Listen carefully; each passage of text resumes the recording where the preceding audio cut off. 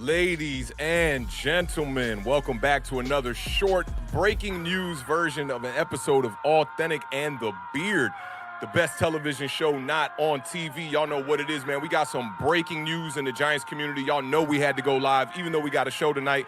Make sure to tune in at 7 p.m. as we go down and we break over some of the games that happened over the weekend and the Monday night matchup, man. But the New York Giants have just fired Jason Garrett. I know a lot of Giants fans were waiting for this, man. We're going to allow a couple people to populate in the chat.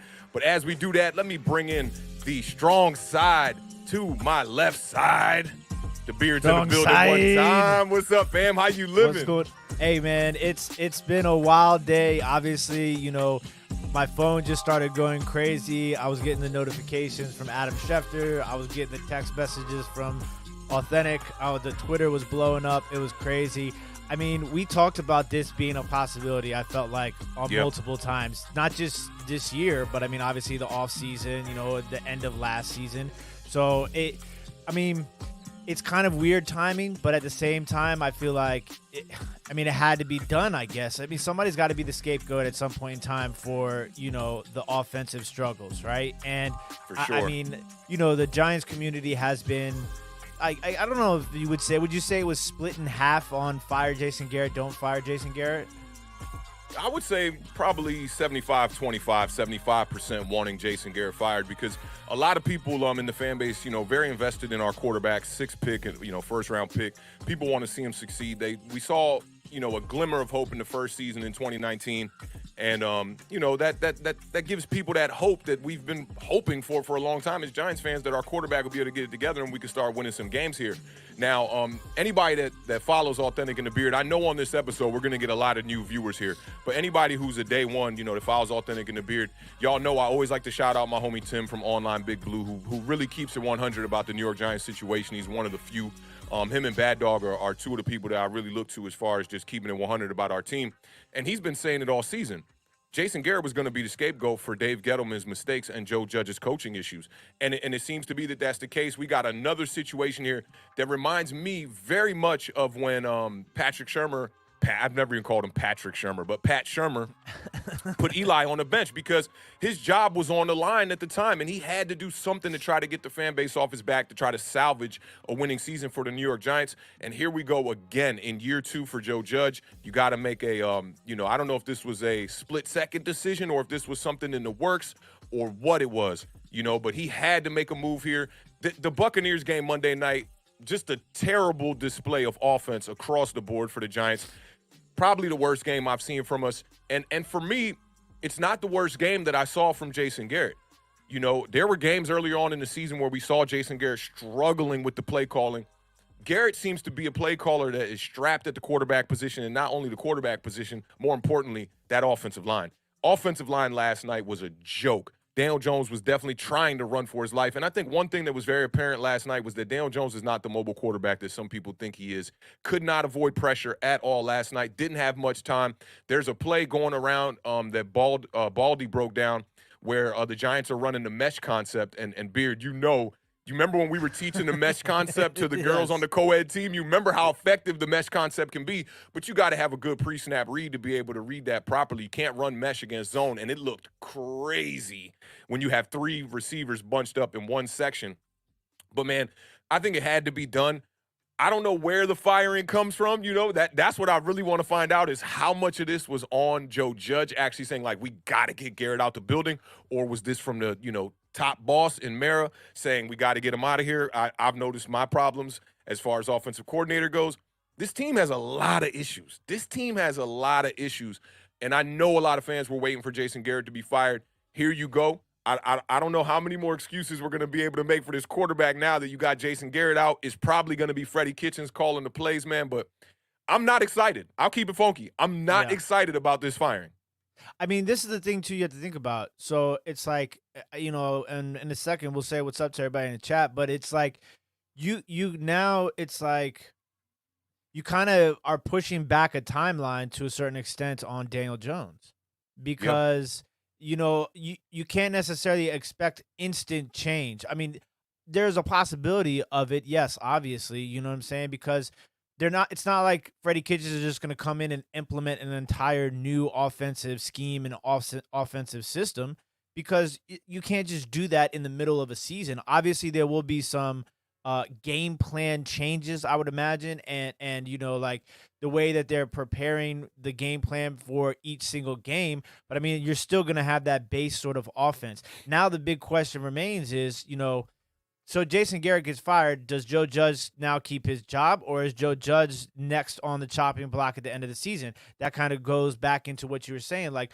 who made this call, So like it actually brings up more questions than answers in this situation. It really does. And if I had to, this is breaking right now. This news just broke, right? We got this news maybe a half an hour ago, if that, right?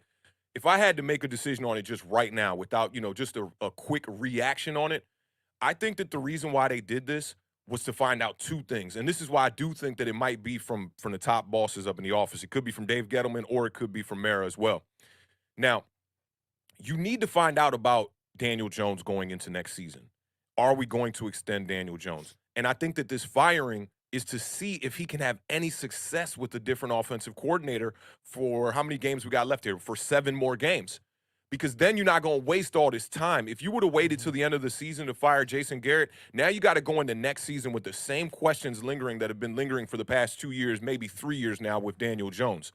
Instead, now you at least get 7 games to try to judge Daniel Jones under not a new system, but under a new play caller, and see if maybe that helps him progress. For me, man, I've seen it with my eyes for a long time now.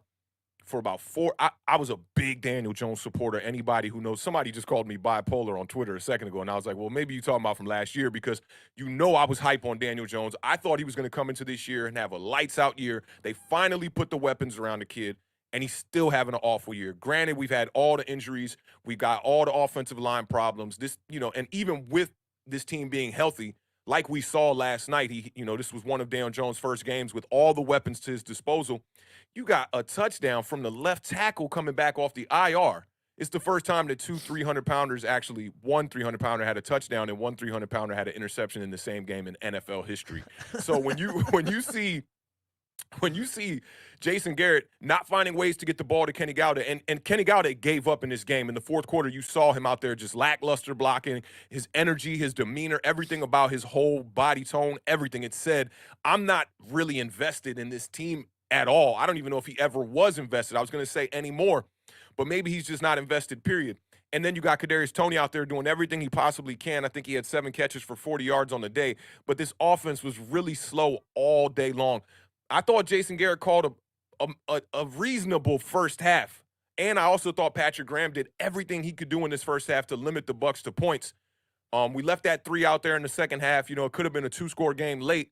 Instead, the Giants are down by 17 at the end of the game, looking awful. We never got pressure on the quarterback, I said that shout out to Online Big Blue, because he's been saying it, man. He has on his soundboard, he has a sound that says, Jason Garrett, scapegoat. And I'm like, we need somebody to blame. Jason Garrett gets fired.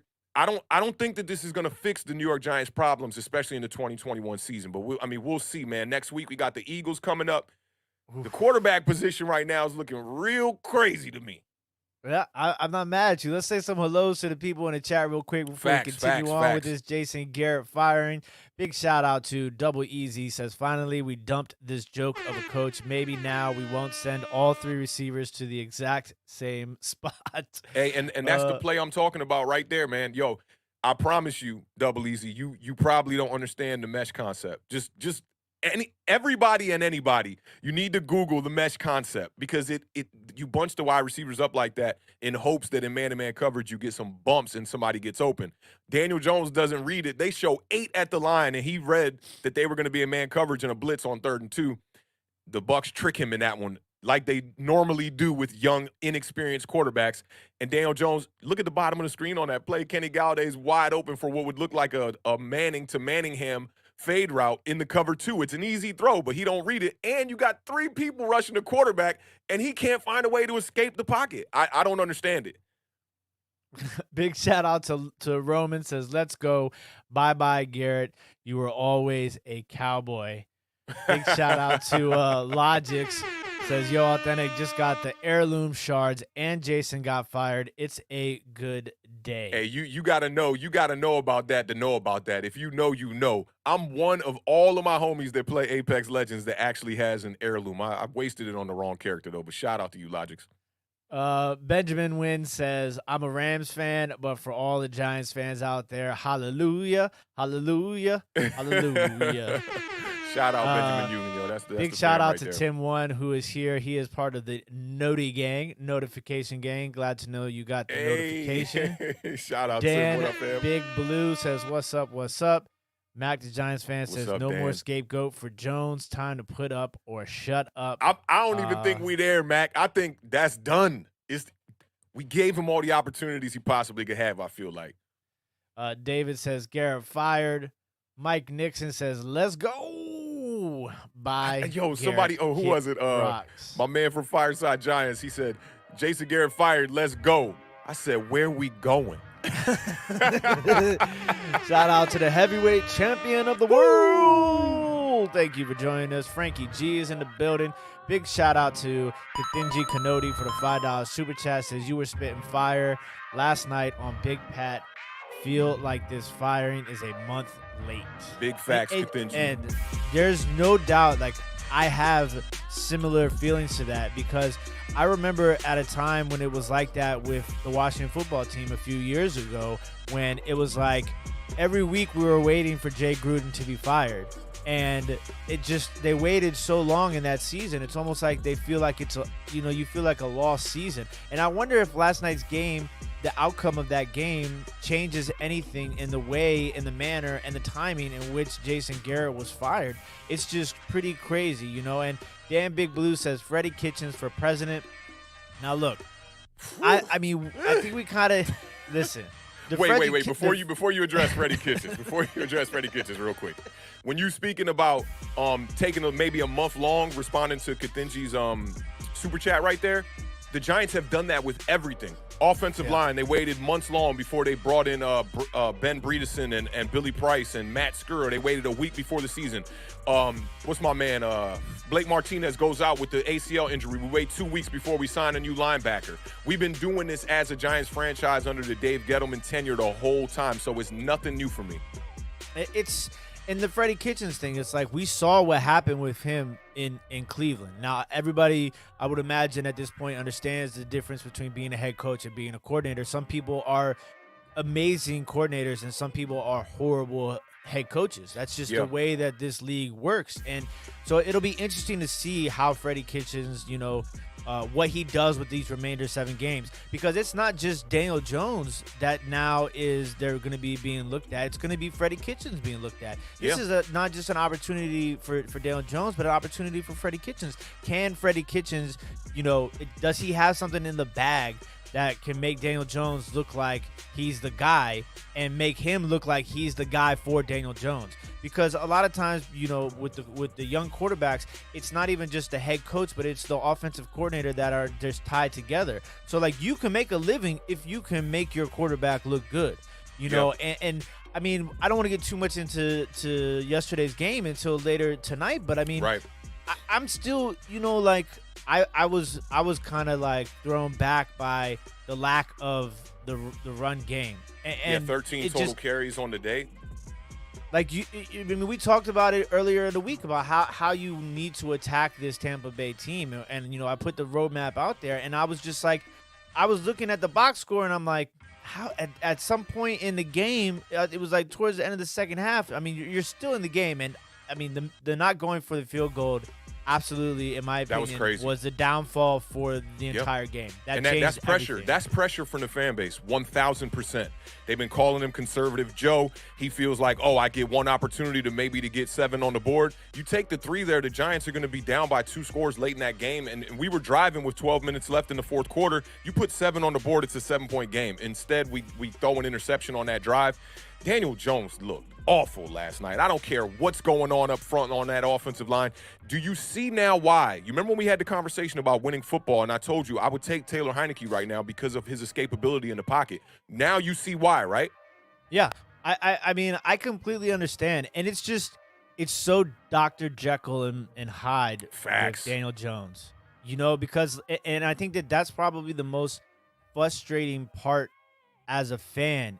And that's how I feel at times. Obviously, it's a different level, but I feel like that with Taylor Heineke because you go out there and you see him make these plays, and you're like, man, this guy he's got something here. And then you see him like do another play, and you're just like, oh my Yeah, you see him god. come up But 3 yards short on a fade route. You one-on-one, you're yeah, like, what's going on? Because the arm talent is where Taylor Heineke lacks. yeah, and with Daniel Jones, it's more frustrating because it's on a game by game sort of Dr. Jekyll and Mr. Hyde. You know what I'm Yeah. saying? Where it's like you see these flashes and it's for a an extended period of time in a game. It's not necessarily just a play. And then you see games like last night where it's like it's just it's hard to like pinpoint it. And I think like that's the thing that fans need to understand is that like it's not just going to be like we're firing Jason Garrett and then next week you're going to come out and score 40 points. I'm not saying that that's not a possibility Right. because obviously it is because a lot of times players react to situations like this by performing at like, crazy levels the next week. I Yeah. mean, we've seen it happen this year with the Raiders, Oh, you it saw just it with the Browns when they got rid of Odell Beckham. They had that big game.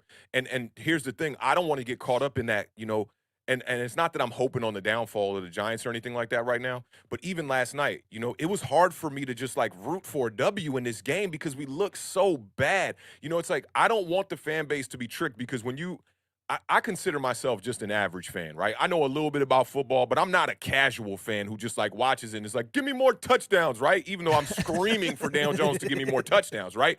But when you go on Twitter, you see people that don't understand the concepts of football. So when they see certain things happening up front or see certain things happening in the route, the routes that are being dialed up, they don't know how to truly assess it because they haven't had any experience in digging through plays or even making plays or playing at any level of football to understand basic concepts. The mesh concept is a basic concept of football. We've been running the mesh concept. Shout out to my homie Dwayne, who's been texting me all morning, who gave me the idea, like, bro, if y'all struggling with, doing the gender downs on your co-ed team, why don't y'all just run the mesh concept? And Zach was like, yeah, let's run the mesh concept. They both went to Catholic U where they ran the mesh concept almost every play. It's easy. It's a kind of concept that you give to people who don't have an understanding of really how to have a intricate offense. Daniel Jones has not proven that he can make quick reads, which is why I say, I tweeted this out the other day. Don't rule out the possibility that we have the worst quarterback situation in the NFC East right now because, yeah, Taylor Heineke doesn't have half the arm that Daniel Jones has. He can't throw it down the field like Daniel Jones. But when you talk about being able to maneuver in the pocket, look at Tom Brady maneuvering in the pocket, one of the best probably the best in the league at maneuvering in the pocket because he's not fast. Tom Brady probably running like a 6-second 40-yard dash right now. But he tiptoes and makes short, little feet movements that allow him to get just a little bit more time to make these throws down the field. Daniel Jones, he cannot read leverage on the offensive line, so it just makes us look that much worse. Now, as far as moving forward here with Freddie Kitchens, this is definitely for me going to be a temporary job for sure because there's no way that the Giants are going to hire Freddie Kitchens as the offensive coordinator going into next season. It just wouldn't make any sense. To me, like I said, heat of the moment right now, my decision on this would be this. They're using this to just try to see if there's a little bit of gas left in that Daniel Jones tank. I forget the quarterback that Colin Cowherd was comparing him to this morning that the Tennessee Titans had drafted. Who was that? Jake Locker. That's who he was comparing Daniel Jones to. 50% completion percentage in college. That cannot be a thing. Colin Cowherd always talks about this. He's like, I don't deal with quarterbacks who threw for 50% in college because when you get to the NFL, everything is moving faster. You see the out route yesterday to Kadarius Toney that got stripped. He not only is he late on the throw, he lobs a 5-yard out route when his receiver has a yard of separation. So now you're allowing the DB time to catch up. You look at the screen pass that happened where he threw the interception. Who the hell was he throwing the ball to? I listen, that one got me. I don't know if that was a miscommunication in the play, just a crazy attempt to throw it away, and it was just a bad. I mean, there's so much that was going on in that play. There was nobody there. Yeah, and then fans want to say about Jason Garrett, right? They're like, "Can you get more creative in the red zone? He's throwing the ball to his left tackle. What else can we do? He's running reverse passes, double reverse pass. Kadarius Toney looks like he could be a better quarterback than Daniel Jones at the moment, too. I'm gonna keep it funky with y'all." Big shout out to the homie Paulie. For the $2 super chat says the streets needed a body. Yes, they did. They needed a body. Shout out Paulie one time in the building, because that's facts right there, man. I just, for me, man, it's like I see Jason Garrett call a decent first half in this game. The Giants go into the half down by 7, and I just knew. I tweeted out, I got the Bucks covering that 10.5, and people was coming for me crazy. Like, yeah, you would say that, Awthentik. You hate Daniel Jones. It's not that I hate Daniel Jones. It's that when you've been waiting and waiting and waiting and waiting and waiting, and you get no results, how am I supposed to expect results? I can't do that. So I just got to keep it real. It's crazy because now you're really looking at this like quarterback class, and not even just the quarterback class as a whole, but the quarterback class from the NFC East. Daniel Jones, Dwayne Haskins. I was out there making excuses left and right for Dwayne Haskins. Oh my God, yo, and with no disrespect, Beard, right? Like, you were one of the fans that was like that, and I was like that for the first couple of years. Everyone has a tipping point, right, where you just go, I'm done with him.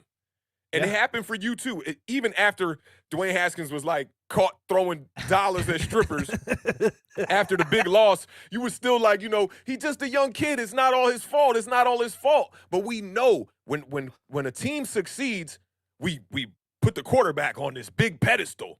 We're like, look at him. He's such a great quarterback, blah, blah, blah. But then when they fail, are we supposed to not put the onus on them? We have to. We just have to. That's just what it is. And I hate to say this, but I'm 100%. You're not going to find a lot of people that's talking like this. The reason why Jason Garrett got fired is because of Daniel Jones. They are hoping. They're still relying on hope in New York, and they're not just relying on results. Go out there and get me a quarterback that is proven that can do it. I'd rather take Cam Newton. You remember when we talked about Cam Newton out there on the market when Daniel Jones had got the concussion against Dallas, how many fans were like, no, don't bring in Cam Newton. It's like they don't want to challenge Daniel Jones, right? It's like you in a relationship, right? And your homie's like, yo, bro, let's go out, right? You've been in a relationship for like a month, let's call it, right? And your homie's like, yo, let's hit the bar. And you meet this girl, she got everything going for her, and you just completely trying to ignore it because you're in a new relationship that you have faith in, that you only been in for a month, and you think you in love. It's very much like that. And a lot of fans are just so in love with, like, I saw people trying to cop for Daniel Jones this morning on Twitter. I'm like, dog, what game are y'all watching? The second interception, Devin White is in the flats already. He threw the ball right to him. He threw it right to him. He's like, here, get another one. Boom. So listen, let's say this then. If Daniel Jones was the reason Jason Garrett got fired, okay, let's look at it devil's advocate, okay? So what else do you think it was that, got Jason Garrett fired? Like, put it in almost in order, okay? So let's say number one, just no wins. No wins. You're not getting wins. Okay. Because, look, when he won against the Raiders, people don't care that Daniel Jones threw for 111 yards. We got the W. It don't matter, right? There's a few other games that were like that panned out like that too. When you look at the Carolina Panthers win, which to me their defense is completely oversmoked, overrated right now. Reminds me of kind of like Washington last year, worse than Washington last year, to keep it for real with you. Daniel Jones played a decent game, but it wasn't when you was looking for him to really put the football in the end zone and really stretch the field and really make those plays, he didn't make them. It reminds me of when I was looking at the Sunday night game against Ben Roethlisberger after Justin Herbert scored that touchdown late in the game to Mike Williams, right? And the Pittsburgh Steelers get the ball back. I see Ben Roethlisberger take 2 sacks on your last opportunity. I don't care what's happening up front. Dude, get rid of the ball, bro. Yeah, and that was an issue with Taylor Heinicke in this last game. There was a couple of times where I'm just like, bro, you can't take that sack. Throw the ball away. And Daniel, the whole thing about Daniel being mobile, let's stop it. Okay, so let me answer your question, though, before I go off into that, right? When we talk about the layers of why this happened, number one, the wins aren't there. The wins just aren't there. That's really what it is. Number two, Jason Garrett is calling a very old school style of football.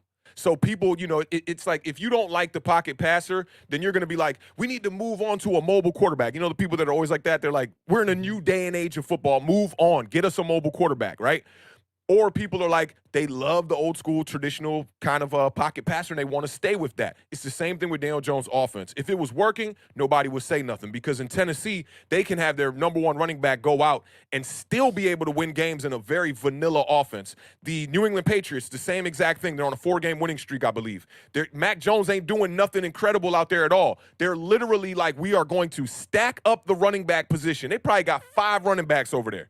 They're like, if you don't work, he probably going to work. We're going to run the rock. We're going to make things easy on our quarterback, and we're going to make him get out the ball very fast. And it works, so nobody says nothing. But when the traditional ways don't work, people are quick to be like, oh, we need a new style. Do you know how many people right now are saying we need a young offensive coordinator just off the strength of creativity? I don't really necessarily want a young coordinator. I want somebody that's just going to come out here and do it up. Yeah, that's like that's the narrative that's been spun now because of the success of people like Sean McVay, Kyle Shanahan, Matt LaFleur, these guys, Zach, what's my man's name? Zach Johnson, the head coach for Cincinnati Bengals. Oh, for the Bengals, yeah. Yeah, which Joe Brady. Their scheme ain't that crazy. They do have a vertical passing scheme for sure. Yeah, and I mean, so then you kind of have to look at, are we the play calling to production ratio? So it's like, because a lot of times we've heard it over the time where this whole Jason Garrett needs to be fired conversation has been around of, his play calling ability is just not it. People are sick and tired of his play calling, and then points. And I guess the play calling kind of has to have some sort of correlation to the points because last year, the Giants were, I want to say 30th or 31st in points per game in the National Football League. And through up to this point in the NFL, they're, I want to say 27th in the league in points so far this season, averaging somewhere around like 17 points a game or something like that. So it's just, I think it's just kind of just piled on. There is some sort of, scapegoat. There's no denying that. We can all agree that he is a scapegoat because there's more to this Giants team that is wrong than just Jason Garrett. And I've never seen an offensive coordinator get blamed this much. I've never, ever seen that. And I don't know if I've seen a situation where we hired or a team hired a guy at the offensive coordinator position with a young quarterback, but that has a history within the division, like how this is. And listen, I mean, it's funny because I wish we could kind of go back and look at how we reacted to, the hiring of Jason Garrett in, old episode of Awthentik and the Beard, because, I mean, the way that he left Dallas was kind of like, and I think that if this was anybody else besides Jason Garrett, things would be completely different. It would be completely different. And I said, when you hate somebody, you hate somebody. They can do no right. And if it was somebody else besides Jason Garrett, it would be a very different story. I think that there would be more blame on the quarterback for sure. Yeah, it's just, it's tough. It's so tough because. Oh, and let me highlight one real quick, just because y'all know me, man. I'm authentic. I don't. If I'm talking about somebody, I'll definitely talk about them. So definitely not talking about entertainer on this. I could tell you somebody who I'm talking about that I saw copping. It's the homie Shane that was on Twitter this morning. Me and him were having a conversation. Just search Twitter. You can find the conversations I was having. Even though Tainer, it's so funny because y'all know the famous draft reaction video that Tainer has with Bad Dog, where when Daniel Jones was drafted at number 6, they lost their mind. They completely were like, oh, hell no, not up in here, right? And now it's like we've switched sides because remember when we were scouting quarterbacks, when I took notes on Dwayne Haskins and Daniel Jones, I was way more in favor of Daniel Jones, right, at that pick. And I knew we had 2 first-round picks that year, so I was like, yo, just go out there and get the quarterback and get a piece for the defensive line. They went out there and they did that. I was happy with it, no problem. Year 1, I'm like, okay, Daniel Jones, you got to clean up the turnover problem. Year 2, I'm like, where are the touchdowns? This is kind of strange. You cleaned up the turnover problem, but where are the touchdowns? Year 3, I'm still like, where are the touchdowns? And the turnovers are still there a little. They're still there. They're still lingering just a little bit. So definitely this not about Tainer. Tainer's that's my dude, 1,000%. Me and him could disagree on football all day long. That's my dude. I damn near texted him as soon as the news came out and seeing if he was going to go live because I wanted to hop on with him. There was a conversation that they were having on Bad Dog and Entertainers show that they do Talking Giants. where I was like, bro, let me on the panel because they were not, I'm not going to say they were, a lot of people in the chat were just like, it's not Daniel Jones' fault. It's not Daniel Jones' fault. And I got, you know me, Beard, I dig through the numbers, bro. You know me. I be digging through these numbers trying to find where is the consistency, okay? Daniel Jones as a quarterback has 3 games from 2019 where he had 13 touchdowns. You remove that, he only had 12. So shout out to Online Big Blue who just keeps hammering that point in his videos because he really had 3 good games. Outside of that, he has not been consistent for almost 3 years of football. Now, as far as Jason Garrett being fired, I do think it was necessary. But at the same time, I really wish I could be a fly in the wall or on the wall in the office. And no, Because like, look, what is the game plan here with firing Garrett? Why don't you just fire everybody? So listen, now this is what's kind of weird too, right? Because I agree with you. Like, and I'm typically one that's not like, I hate to fire a coach this early on unless it's like super bad because we've seen it happen a lot. Like, with teams that are just bad, it's like they're just kind of throwing something at the wall and hoping it sticks, right? Yeah. And that's how I kind of started to feel with Joe Judge. And then it's kind of like, do they hire Jason Garrett? And then they bring in Joe Judge, so it's kind of like, you kind of have this guy who's been a head coach, who's been, an offensive coordinator, who's played quarterback in the league. You would think that it would be a good match with Joe Judge, who is a special teams coordinator. Oh, with Jason Garrett, head coach. Yeah, the two of yeah, them and together. that was probably the thinking. You got a guy here who's not really a specialist on one side of the ball or the other. He's just a special teams kind of guy. So you bring in a guy like Jason Garrett who has the head coaching experience. But I think where it falls flat is Jason Garrett really hadn't been calling plays for like over a decade. So, if you were going to bring in a head coach that, you thought was going to be able to kind of be like a assistant head coach in a way, you should have got a guy who was an offensive guru that, had proof within the past couple of years. But Jason Garrett's, ties to the New York Giants organization as a backup quarterback, and I want to say he was on the coaching staff for a while too. I think that's the reason why they kind of brought him in, a familiar face and whatnot. I wasn't happy about it when they hired him, and I wasn't mad about it when they hired him. But I knew right off the bat, when you see the way he's trying to work with Daniel Jones and the lack of the running back depth, that the Giants lack depth and production. When I compare them to teams like the Patriots, you're looking at a coach in Bill Belichick that goes, I'm going to overstack the running back position. They got Ramondre Stevenson over there. They got Damian Harris over there. They got the other kid. I always forget this kid's name, but he got a little bit of burn when Damian Harris was hurt just a couple weeks ago, and he had a hell of a game. Brandon, what's my dude's name? Brandon Bolden. And he showed that he could run the rock. The Giants are, when Saquon Barkley is out of the lineup, our backup running back is Eli Penny, who's a fullback, who you could tell he ain't used to being in clutch, pivotal situations by I believe that was the Chiefs game, where when he got his first big play of the damn year, he gets up and gets a taunting penalty and really ruins the game for the Giants. You have to address these situations. Like you talked about with, when the super chat came up from Kathinji about waiting a month to fire him. We do this on all fronts, man. They did it with the linebacker. They've done it with the running back situation. They've done it with the offensive line. They've done it with the defensive line. They bring in players that we already have, players who have that similar skill set, with Golden Tate and Sterling Shepard and Kadarius Toney all being very similar players, right? On the defensive side of the ball, you get rid of JPP, and then you go out there and you trade for Leonard Williams and you pay him double what JPP is making right now. Yeah, JPP's hurt right now, kind of having a down year, but he still has 2.5 sacks on the season, maybe 3 sacks on the season, and he's still going out there putting product on the field for just $10 million a year. Whereas now we got Leonard Williams out there. I don't know how many sacks he has on a year, maybe 6, 5.5, something like that. You're paying him $20 million. So this is my question then. Let's assume that this firing came from David Gettleman. Do you think Gettleman makes this move now in hopes of saving his own job later down the road at the end of the season? Man, your guess is as good as mine on that, because let me think from the GM position, right, which I don't really like to do. Because it's interesting to me, because we go back to your point that I think is more important now than every week. It feels like it gets more important, and that's the fact of not having a second running back, a high quality second running back to Saquon Barkley or to whoever.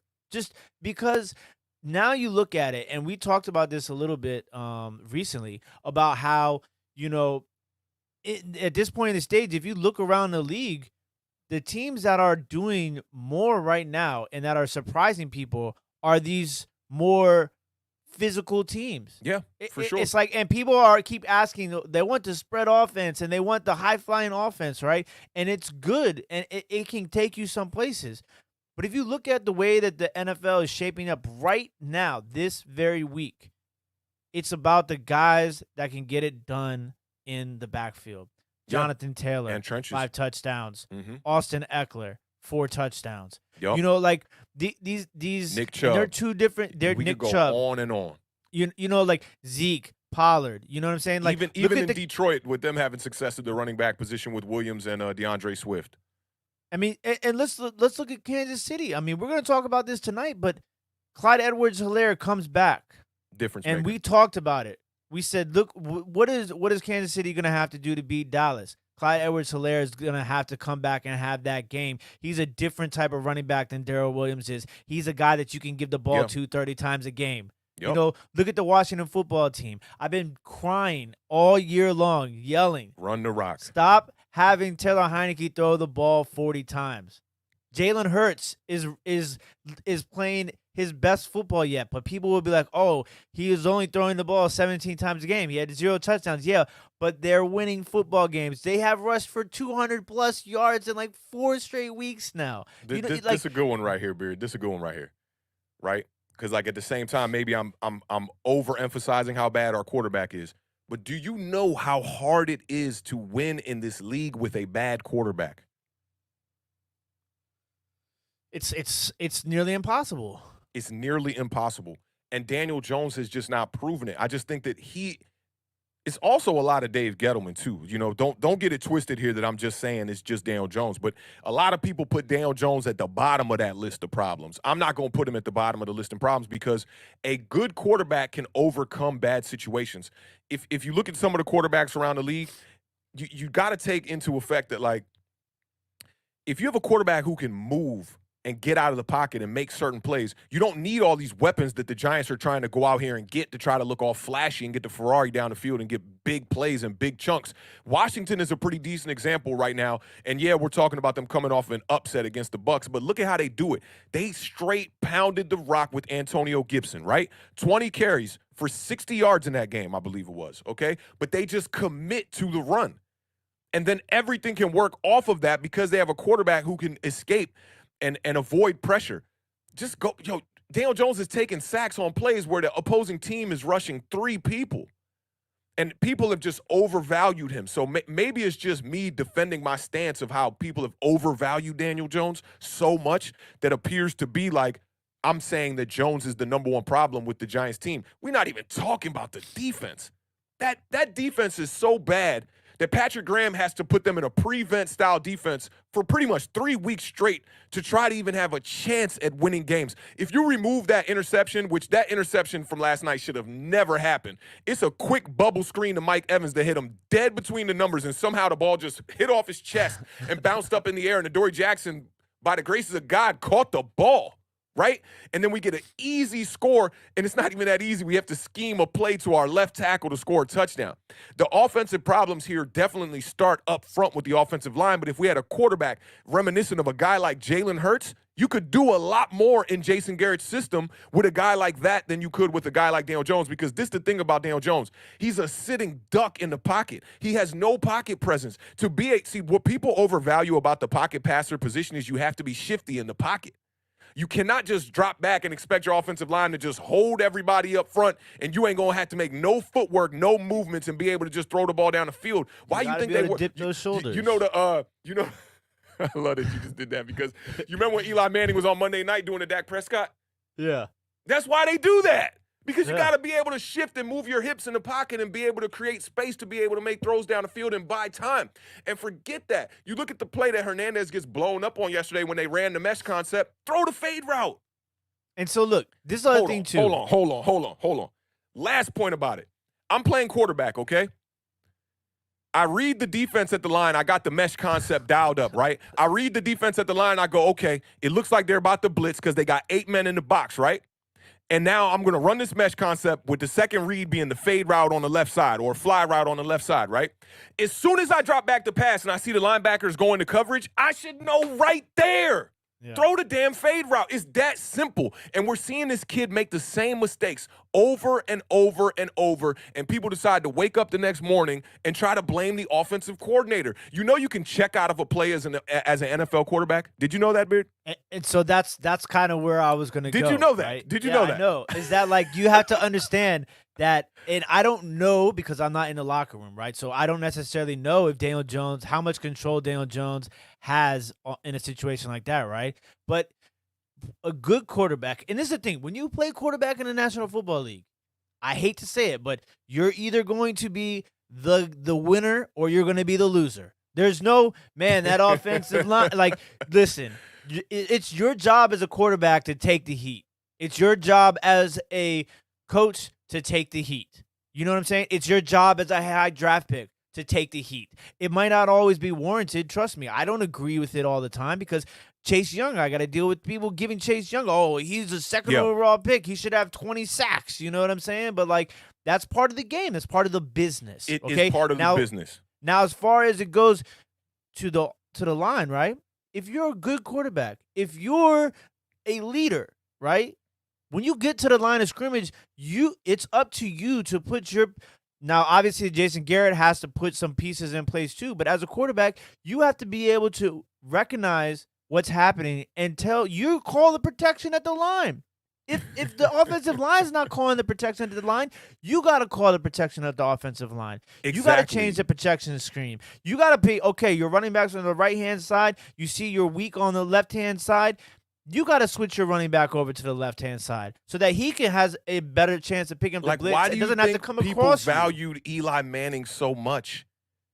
He couldn't move in the pocket really, especially later on in his years. But his pre-snap reads were amazing. I see Bark Nasty saying this is where I lost him. Bark Nasty, I got a question for you. Have you ever played on the offensive side of the ball, football, ever in your life? I just want to know so I can really break this down for you. Because if you've never seen the mesh concept, I don't know what to tell you.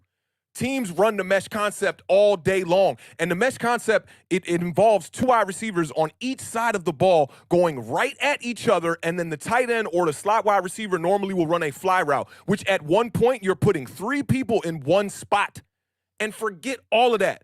When you read that they drop back and go into a zone coverage, it should be the easiest read for a quarterback to throw that fade route. Look at Eli Manning. Just go back, okay, and look at Eli Manning in the Super Bowl with the throw to Manningham, okay? They ran a out route concept on the right side. There's two wide receivers that are bunched up. He recognizes it right off the bat, and he lets the ball go because he knows he only has a split second to let that ball go to be able to drop that throw a dime in between cover two. It's the only way that you're going to succeed in that. And reading the coverage pre-snap is also a part of it. If you see that and they disguise it like that and you're just completely baffled when they rush, they send only three at you. You can't even read leverage to step to your right. And Ndamukong Suh got inside pressure, inside leverage. Billy Price is sitting there at center. He completely whiffs, doesn't even make a block on nobody. Read the inside pressure and step to your right. You can look at both games with Taylor Heineke against the Bucs and look at how many times he did that. You have to be able to do that as a quarterback in the NFL. You cannot be a sitting duck back there. Why you think when they started Taylor Heineke for Washington, the Beard, I completely was like, this is the move that Ron Rivera has missed year after year, because when I saw Ryan Fitzpatrick starting that first game, granted it was only 6 passes before he got knocked out, he was just standing back there in the pocket waiting for them to hit him. No foot movement, no quick little feet to be able to get him a little bit more time to buy a little bit, a couple seconds to make a throw. And I'm not saying that, like, none of this is on the offensive line or none of this is on Garrett, but it's crazy how fans go straight for the offensive coordinator when the quarterback is clearly not making the right decisions. It's very clear that the quarterback's not making the right decisions. Jason Garrett dials up a screen and Daniel Jones gets pressure. You're supposed to get pressure in your face when you run the screenplay. Mm-hmm. Who the hell are you throwing the ball to? So let me ask you this then. So let's bring it back to Jason Garrett getting fired, okay?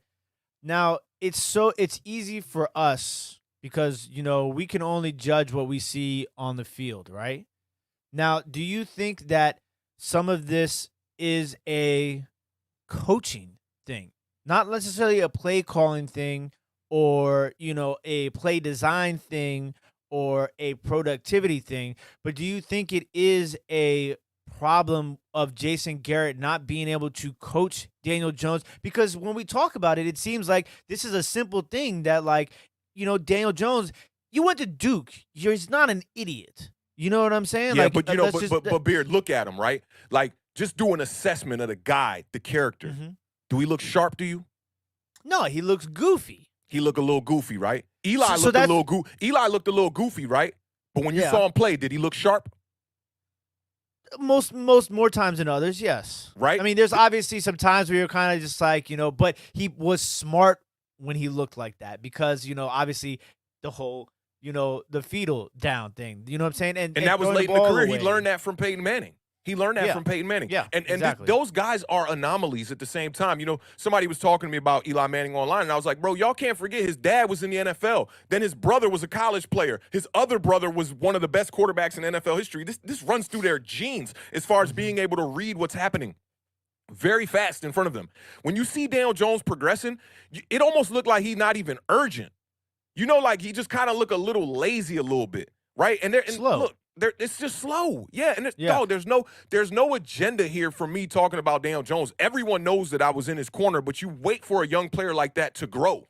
You want him to get better. People are trying to trick themselves and saying Daniel Jones is getting better. No, Jason Garrett was just making it so simple that only an idiot could turn the ball over in this offense because it's boom, throw the ball every time. But do you think that there is some responsibility on Jason Garrett to prepare Daniel Jones a certain way? Yeah. Hell yeah. So like that but has this to the be. thing. If you think the quarterback is strapped with the offensive line, just think about the problems that are going on with Jason Garrett of how to scheme this to make it work. Your quarterback, you have no offensive line and a quarterback who can't avoid pressure to save his life. Did you see the 3rd and 5 where he rolled out to his left? It was the last drive that Daniel Jones had, the 3rd and 5. We're talking about the game is on the line here. It's over, okay? You have to score here. And you get pressure coming from the left side, you can't even open up your hips. This goes back to that Mike Too Nice conversation, right? When you roll left as a quarterback, you're supposed to open up the hips this way. So as you're running that way, you can still throw the ball because your hips are already open, or you flip the hips when you get enough time. This dude is doing a back pedal as he's trying to buy for time. He's not mobile.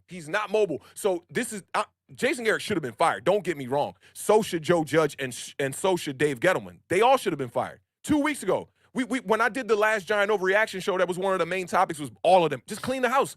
They need to be fired. They're not doing a good job. Dave Gettleman's waiting too long to assess stuff. He's bringing in the wrong players. He's hitting on a couple first-round picks. And like I said on that show, it's not that hard to miss on first-round picks. It goes around. You could look at Google all day long before the draft and figure out who to draft in the first round. And probably 8 times out of 10, you're going to get somebody that's at least, right? This is a total problem with the New York Giants, just across the board.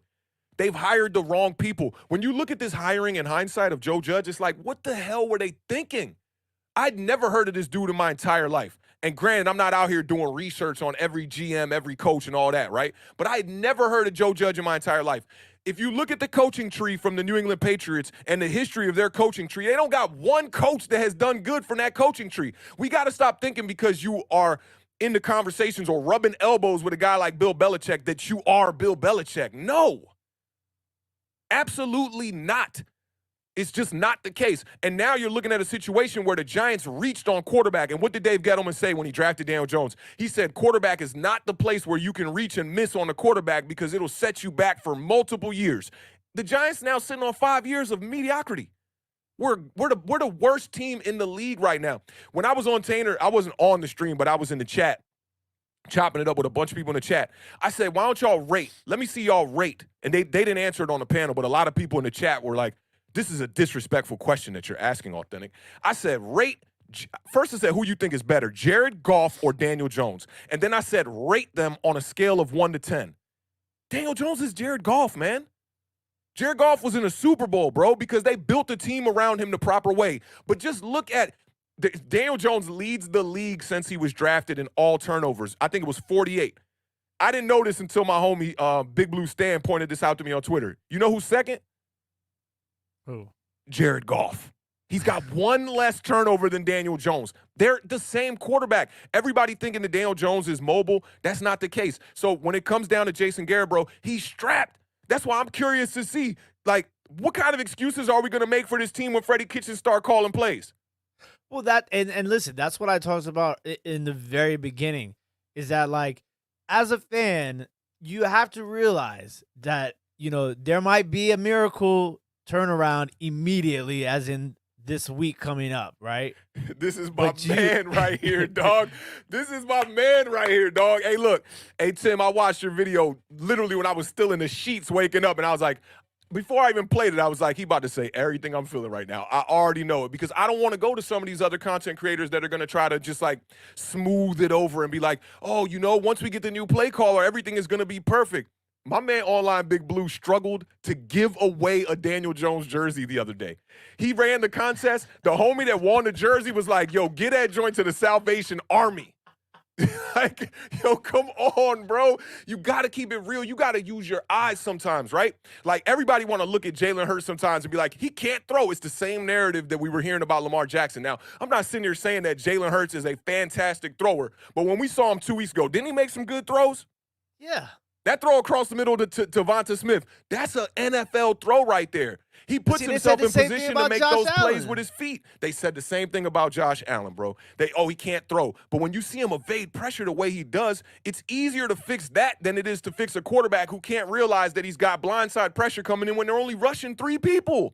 Okay, so now, but this is the thing, though, is that if the problem I have is that, okay, with us, one of the things that, we've talked about in life over and over again, right, is not repeating the same mistake again, right? Like, you make the mistake and, somebody tells you that, you did something wrong, this and that, right? We make it a point to not do that again, right? So with Daniel Jones, it's like, okay, he's making these mistakes. He's having these issues.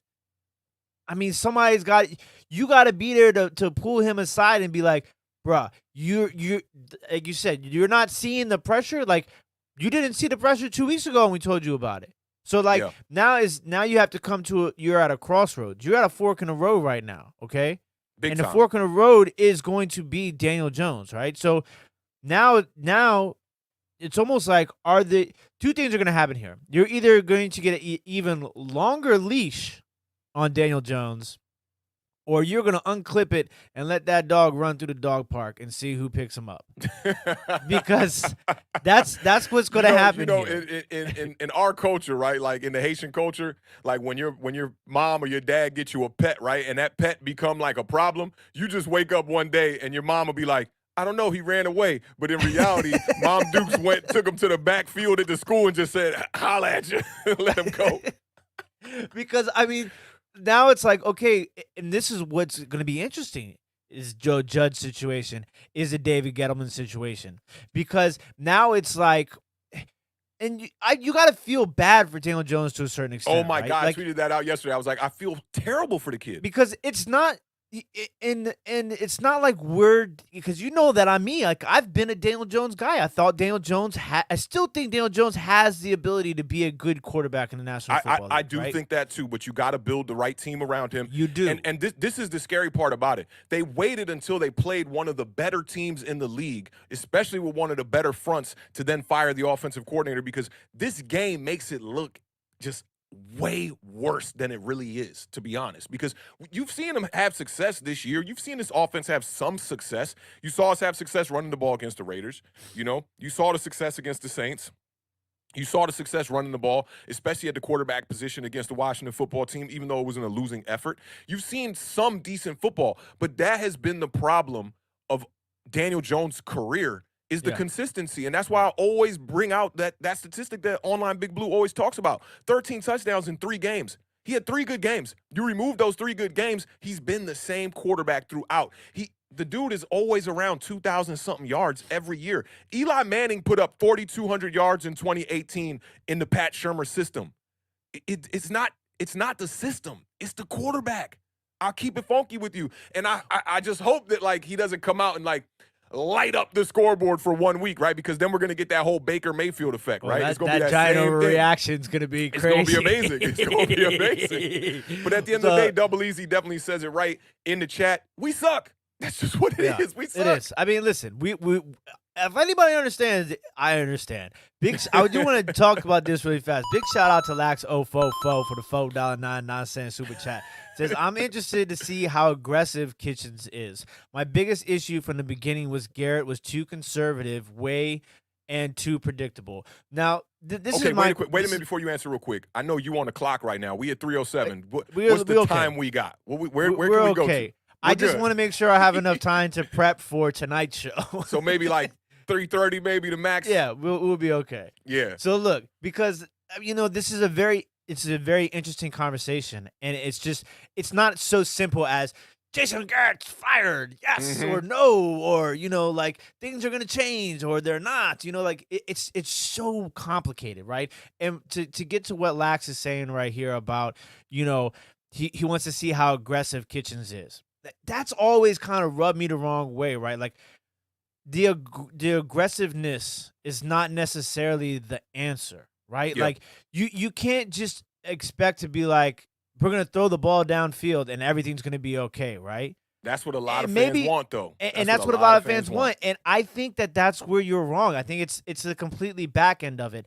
Now, I do 100% wholeheartedly agree with the predictability aspect of his play calling. And that has always been a problem, not just with him as a offensive coordinator, but when he was a head coach. Yeah. The predictability is 100% Jason Garrett. Because he wants his players to beat the matchup one-on-one to be able to create his offense, to put it in motion a certain way. Now, I hate to correlate this to a movie, right?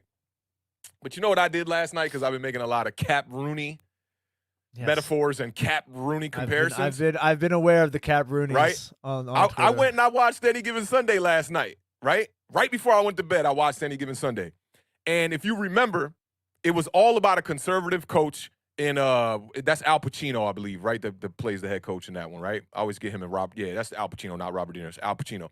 And they had hired the young offensive coordinator, right? And he kept going to what's Shorty's name? Cameron Diaz, right? Who was the owner of the team, who had inherited the team from her father, right?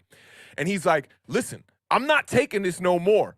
I am totally going to leave here if you don't give me the rein, give me the keys to the car to be able to call these plays in this conservative offense. And this is why I want to be a fly on the wall in the office, because, look, the 4th and 2 play last night is the main play that made me really think about the conservative. The one where the one in the beginning when they were down 17-10. Right, where they ran the bootleg with Daniel Jones, right? And the predictability of this offense, right?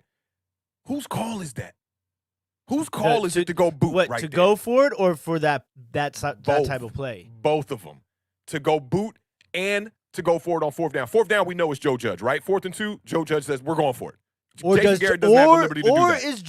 Or is Joe Judge like, what do you think? And then Jason Garrett says, I think we should go for it. Now, Beard, if you say, hey, it's up to you, man, but look, this is what I think, man. I think we should go live at 2:10, man, and talk about Jason Garrett being fired. And I go, all right, let's do it. Push button. It's on me. Right? Yeah. You could suggest something, right? But it's on me, right? If I go, let's make the decision, I make the decision to go push the button, it's on me. Now, I say all that to say, is Joe Judge going, let's run the boot right here? Because here's the thing. On 4th and 2, what do you call, Beard?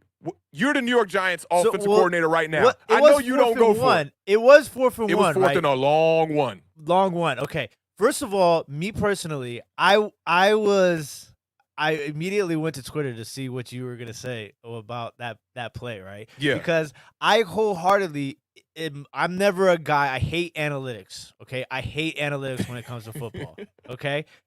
That's A. B, it always depends on the game situation, your opponent, and everything like that. 100%, you're only down by 7. You kick the field goal there. Okay, if head coach goes, you the OC, right? And the head coach goes, I need a play, bro. We're going for it. Listen, I just got back Saquon Barkley. I'm running Saquon Barkley. See, I'm not doing that because Saquon Barkley has not proven that he can get those yards right now. You know what I'm going to do? That. I'm going to go something silly.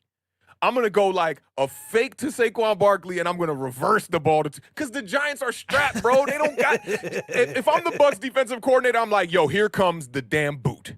Here it comes. They didn't even fall for none of that. They went straight to the quarterback. I think it's Devin White who just gets right up in Daniel Jones' face. And Daniel Jones, the kind of guy where the pressure comes to him, he don't know what to do. It's a horrible play call against those defensive personnel too. Horrible. Because you got to know that there's no way Daniel Jones, I almost said Jason Garrett. Daniel Jones is getting the outside on anybody on that defensive front. Okay? Now this is the thing is that like when you call that play with Jalen Hurts, right? Okay? The difference between calling that play with Jalen Hurts and calling that play with Daniel Jones is that if the play is blown up from the play call aspect, Jalen Hurts has the physical ability to still possibly get the first down if the play doesn't work. With Daniel Jones, you call that play, everything about that play has to go 100% perfect or else Daniel Jones is not going to get the first down. Therefore, it's a bad play call. So it's almost like Jason Garrett is calling plays this whole time not knowing who his quarterback is. Right. And he sees him every day in practice. He should know better than anybody that play was not going to work right there. And that's why I wish I could know, like, give me the, you know how you got the police scanner? I wish I could just get one for the headsets for the New York Giants so I could just hear everything that's going on because, like, whoever called that play and decided to go for it there, that is just ludicrous. I saw it coming, and I was watching the Eli Manning and Peyton Manning broadcast. They called it. Yeah, that was not just, and I'm glad you said that because it brings it back to the super chat because that was not just that one play. It was almost every single play of significance Manning was calling before it was happening. Yeah. And so like that kind of just goes back to me like 100% I agree with you, Lax044 for the 499 super chat about the predictability of Jason Garrett. And you know, they got another one down here too that I wanted to get to from Lax and it kind of in reference to this. Shout out to Lax044 for the 4.99 super chat. Says, I'd rather have a quarterback throw a pick 10, 20 yards downfield than to have him throw a pick on a 4-yard screen pass. Now, obviously, there's a lot that's going to go into that, right? And I'm not saying that. You can't throw an interception on a screen pass. How many times you seen Tom Brady look at the screen, assess it, and go, it ain't there. Boom, right in the dirt, next play, right? And that's Aaron Rodgers and Tom Brady's separation between everybody. You know how many times you see Aaron Rodgers and Tom Brady not even have anybody around them and then just be like, throw it out the end, throw it out the side, throw it out the back of the end zone. You know what I'm saying? And a lot of quarterbacks, and this isn't just Daniel Jones, this is, 60% of the quarterbacks in the National Football League, they're running around like wailing, like looking like Carson Wentz on their own 1-yard line. Like if that's Tom Brady, Aaron Rodgers, that ball's thrown out before you even get to that point in the play. Now, my whole thing is about, a lot of people can get lost in the aggression by pass, deep, pass, deep. You know what I'm saying? Like for me, it's I don't know, maybe I'm old school but like I think that so much of it relies on the run game. Like for sure, you can be aggressive and still be a run first team. Look at the Philadelphia Eagles. The Philadelphia Eagles have become this run first team, but it allows Jalen Hurts to take those deep shots down the field. You can't throw the ball down the field all the time, and if they know that you're throwing the ball down the field all the time because you're not Patrick Mahomes and Tyreek Hill. You're Daniel Jones. You'll look like how Zach Wilson was looking on the Jets, trying to force plays down the field, and then your quarterback's going to lead a game with 3 interceptions, man. You don't want that. Even in a conservative game plan last night, Daniel Jones leaves the game with 2 interceptions because he's doing bonehead things. That screen pass, maybe one thing I will say, can we burn those white jerseys? Can we burn those damn white jerseys? Why is our color rush white when we're Big Blue Nation? Why is our color rush white? Just burn them. We haven't worn in those jerseys ever, I feel like. Just burn those jerseys, get rid of them. Let's go all red. Let's just go all red and go try to find some blood out there because this Giants team, like we talked about early on when Carl Banks was talking about this on Twitter, there's no alphas out there because if Garrett had the alphas that he wanted on the offensive line, or not even wanted, that he should just have, you'd run the ball there on 4th and 1. You would rely on a running attack. How are we down by 7? I would love to see the numbers of how many runs we had in the first half. How are we down by 7 and we're not running the ball? John Ross was the second leading rusher. Was your for this is what I got to say because we go into something else. But I was gonna say was that I looked at the box score, and because you and I were playing each other in another fantasy football league, and you had Saquon Barkley, so I went to look at the box score to check up on Barkley's rushing stats, and in the front page it said the leading rusher was John Ross with one carry for 16 yards, and that was with 3 minutes left in the first half. So it's horrible. And Barkley's average yard per clip wasn't bad. He had 6. No, it was like 5 yards a carry almost. And then right? he had 6 receptions for 31 yards. The other play I wanted to bring up, I brought this one up on Big Pat's show last night. Shout out to Big Pat. Hey, Big Pat, congrats on that. Congrats on that 600 subscribers too, bro. Big ups to you, man. Giants Nation definitely in the building. But I talked about this too. Like, when Daniel Jones checks down, the great thing about Eli Manning and Saquon Barkley's rookie year is when he did check down, it happened so quick. He'd get that ball out into the flats where Barkley could catch the ball, assess the situation, make a couple of dips, couple little moves, and get positive yards. Daniel Jones is reading the field so slow that when he does get the ball to Saquon, it's late. There's somebody already there. There's somebody already there. And you look, there was one play last night where he checked down super late. Saquon Barkley's catching the ball, the defender's right in his face. Boom, he hits him. Barkley breaks the tackle, like, get off me, gets 10 yards. And what happens? You got dirty laundry on the field holding on Will Hernandez. It's the same story with the Giants. This is a bad team. And with a bad team like this, you need a quarterback who can do some type of improvisation. You need that. With a guy who's just going to sit back there in the pocket that fans like to think that he's mobile, it's not a great pairing. So the firing of Jason Garrett was very necessary. But along with Joe Judge, because now you got Jason Garrett out the building, the Giants got like 300 coaches. It's not working. This coaching staff is not working with the personnel. The GM is not bringing in the right personnel. They're waiting till forever to address situations that even fans like me can tell. Bring in a player. It's a chain reaction. It's a complete chain reaction. So it's like, and I do want to say that, I guess it's easier for me to see where you're coming from because we've known each other our whole lives, right? I know that you're not coming at Daniel Jones like in this way that some people might think that you're coming at Daniel Jones, right? And you think that it's all Daniel Jones' fault because you don't. You know that we got to make a compilation of season 1 and season 2, right? Of just all the good stuff I said about Daniel Jones, and then just follow it up with the last. Because it's really been 4 weeks of ragging on Daniel Jones because we're waiting, bro. We're just waiting. And then everyone, this was another thing that killed me. And I talked to Ash Money about this on Twitter because Ash Money was one of the people that was kind of following this narrative a little bit. Like, people looked at Dak Prescott in that last game where he didn't have CeeDee Lamb for 3 quarters and he didn't have Amari Cooper for the whole game and his left tackle was missing, and they go, see, even Dak Prescott can't get it done when he doesn't have his weapons. And then Daniel Jones goes out there Monday night with every weapon to his disposal and can't get a damn thing done. It's like, so okay. So do you think that this was like a test game for Jason Garrett? Like, okay, here it is. You've got everybody you need. I mean, albeit the offensive line is banged up beyond replacement.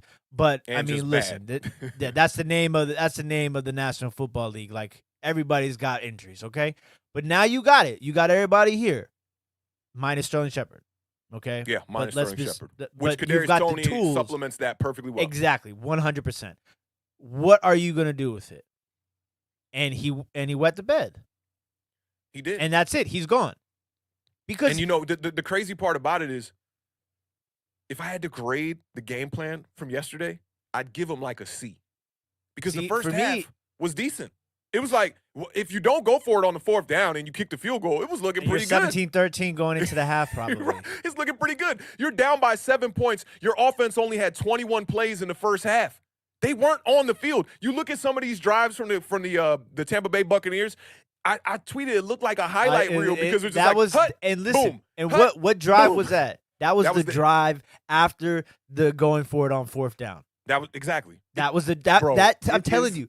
That changed everything. That changed everything. You've got the game plan was not that bad, bro. The game plan was not that bad. I mean, you're being a little generous. The one thing I think that they did wrong was they didn't rely on the run. But I just think that the offensive game plan, you know, and the numbers don't show a lot of this. There was like 3 pass interference calls, 2 pass interference calls on big plays. You remember the one where Kadarius Toney tried to throw it downfield to Slayton? It's like a 50-yard penalty, bro.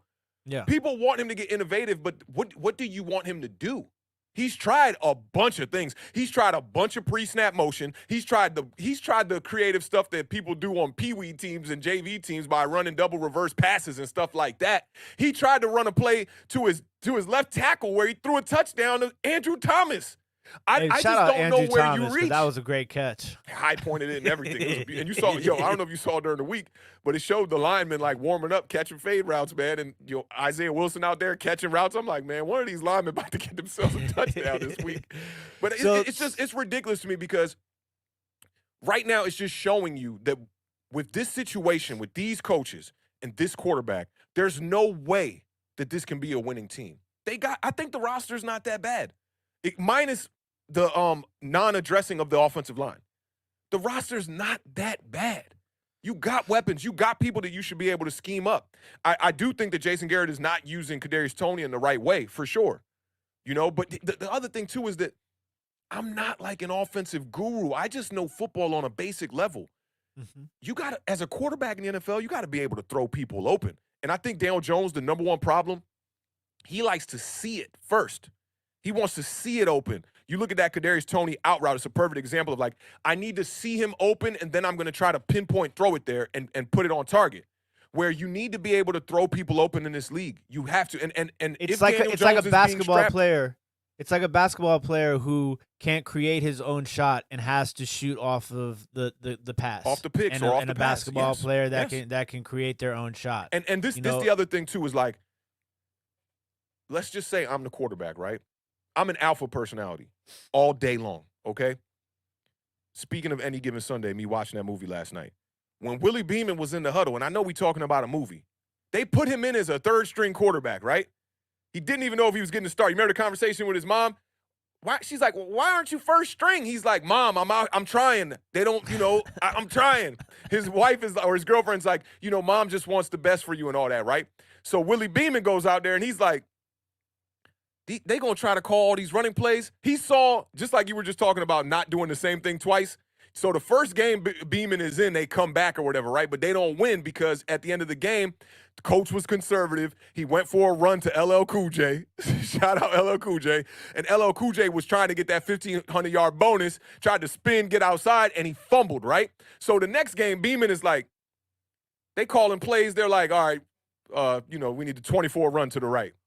Beeman get in the huddle, and he's like, we running this right here. We about to run this deep pass down the field. LL Cool J was like, that's my play, though. Beeman said, that was your play.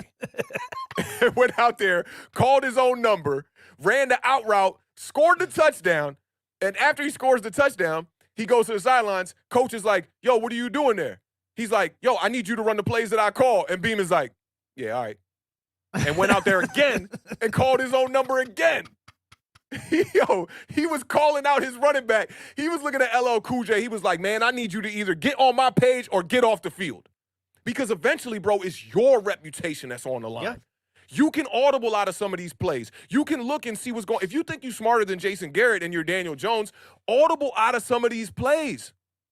I saw somebody in the chat earlier saying, I don't know how much validity is to this comment, but I saw somebody in the chat earlier saying that Daniel Jones said that he has no say in the offense, that he just shows up and does what he's told to do as far as the plays go. Well, maybe that's the case, but bro, if my NFL life is on the line, then you gotta have to pull Willie Beeman. Pull a Willie Beeman beard. That's what I'm gonna do. I'm not about to sit out there and let you just completely tarnish my career because I'm the one that's got to go look at Twitter and go look at all the media and everybody talking about me the next day. I briefly got a chance to look at a couple of shows today. First Take, Colin Cowherd. I looked at Max Kellerman and Keyshawn Johnson's take on it. Yo, like, it's just bad. It's bad. And if they think firing Jason Garrett is going to salvage Daniel Jones and Joe Judge's career, I don't think it is. I mean, I'm just guessing at the moment. Okay, so that's kind of like how I wanted to like round this out a little bit is just, so before I even round it out, can we maybe talk to the graphics department about getting a Willie Beeman graphic for tonight's show live at 7:00 p.m. Eastern Standard Time? If you guys don't know, hit that subscribe button and the notification button and a thumbs up. I'm on it. I'm going to send the email right now. We're going to try to get us a good Willie Beeman. Maybe we could just bring up some photos and some gifts or something like that.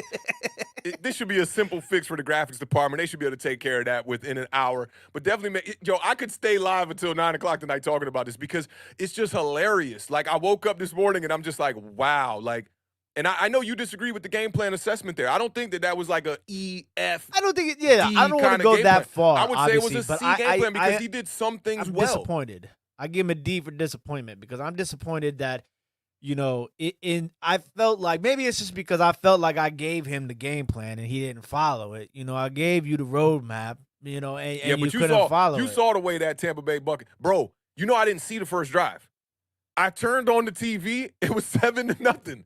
I was like, what the hell just happened here? So you see how many points the Tampa Bay Buccaneers are putting up on the board. So there is a bit of, you're frightened. You got to put points on the board. And that's why I think that, to kind of bring full circle again, that's why I run the ball with Saquon Barkley up the middle on that fourth down if I go for it, which I wouldn't. But if I were to go for it, I run the ball with Saquon Barkley up the middle of the front because that goes to talk about being an alpha. You run against the middle of Tampa Bay's defense we've seen that when play it matters the most. This year, though. We've seen that. You think they would have known that was coming? And it wasn't. That's why I didn't like the call, is because I saw because I believe it was a 3rd and long that Kadarius Toney got close to converting by just doing some crazy stuff. And as soon as I saw him go down, I said, here we go. The pressure cooking. They showed Joe Judge. I could see the steam coming off his head. I'm like, he's about to fall victim. I know he's going to fall victim. He's going to go for it. It's not 4th and inches, man. And the Giants have struggled to pick up 4th and inches on drives this year where you try to go quarterback sneak or you try to go run with Devontae Booker or you try to go run with Saquon Barkley, and we fall short. So I understand the thinking of like, we kind of can't run it here, but you can't go for it there. You got to just kick it. You can't go for it there. And listen, my philosophy has always been and will always be, if it's a short yardage play, the absolute worst thing you can do is call a play that either starts or has to form further back from the line of scrimmage than when you need to go. So now you got to, not just going 1 yard to get the first down. You got to go 4 yards to get the first down. That was only idiots. 1 yard they're away. All idiots, bro. To think that play action boot was going to work, they're crazy. Idiots. I don't even like calling people crazy, but they're crazy, bro. To think that was going to work, that is just asinine. Like, that the Bucs are looking at this like, man, keep your eye on the quarterback, cuz. Like, they was in the huddle like, bro, we'll allow the front four. And look, Colin Cowherd talked about this morning. Back when Daniel Jones was having success running the ball, it was because teams were being over-aggressive against the Giants trying to stop the run. So when he would keep, the RPOs and stuff like that and try to run it, they weren't expecting it. Now teams are just going, hey, look, allow that front four and maybe the middle linebacker to stop the run, contain on the edges. Contain. Make sure Daniel Jones don't get out. Edges are ridiculous. There's so much speed. You can't do it. What did Notion say there? He's been on a roll since he came in here. Stay safe, Giants Nation. I'm gonna let y'all finish morning y'all season. Yeah, bro. Hey, and me and the Beard, we both picked the Eagles at 5 wins at the beginning of the year because we thought that the Giants were probably in a better quarterback situation. And I got people out here saying the Eagles have a great. I know you saw it on Twitter because I saw you responding, Beard. People like, the Eagles' offensive line is fantastic. What are y'all watching? Jalen Hurts is out there making big moves out there. Look at that 3rd down play that he did it was like an RPO where he kept it. I think they might have been trying to run an option actually on that play. And he just cut that thing back. Defensive end trying to contain the ankle breaker one. Yes. The ankle collector. And then he cuts across the field. You just can't script that. Offensive coordinators don't do that. Okay? Players got to play.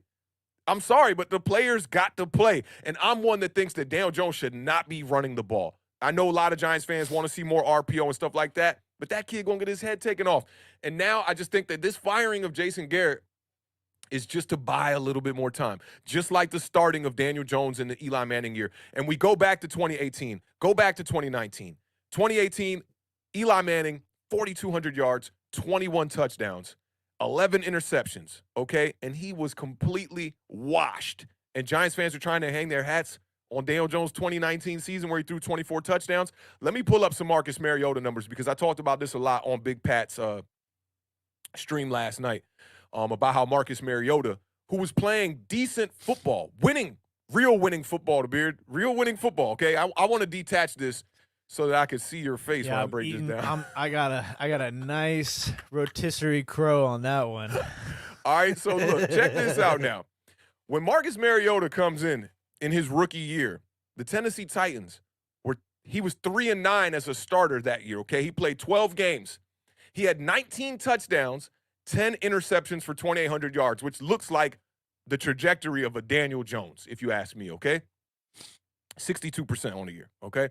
He comes back in his second year, and he throws 26 touchdowns and 9 interceptions. You immediately saw the improvement second year.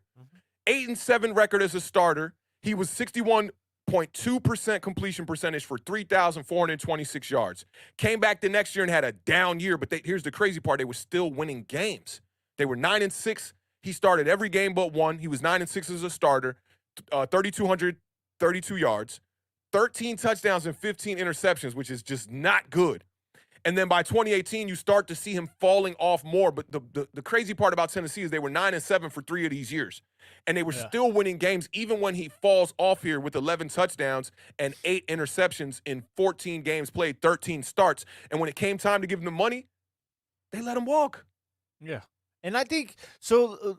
Daniel Jones is on a club option after this year, or is his contract complete? His contract's not completely up. He's on an extension. He's got the fourth option. year, and then the extension is the 5th year, I believe. So next year will be Daniel's 4th year. So, all right. So moving forward, Jason Garrett has been fired. Freddie Kitchens, I'm assuming, I don't know if that's been officially announced yet, but I'm assuming Freddie Kitchens will be taking over the play calling. I would assume that too. His official title was what?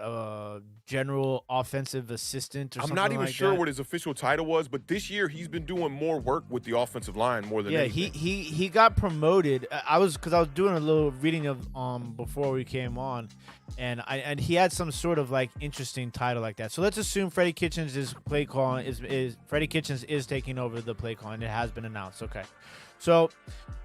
Listen, now I'm not a Giants fan. I can only, speak to you guys as a fellow NFC Easter and as a, he's senior offensive assistant, whatever the hell that is. Shout out and to I have, building one time. I have been anointed a honorary fan of, your team at points in our illustrious career here Left at side, Awthentik strong side. There we go. But I just. You can't, Daniel Jones, you can't base Daniel Jones off of this next week, okay?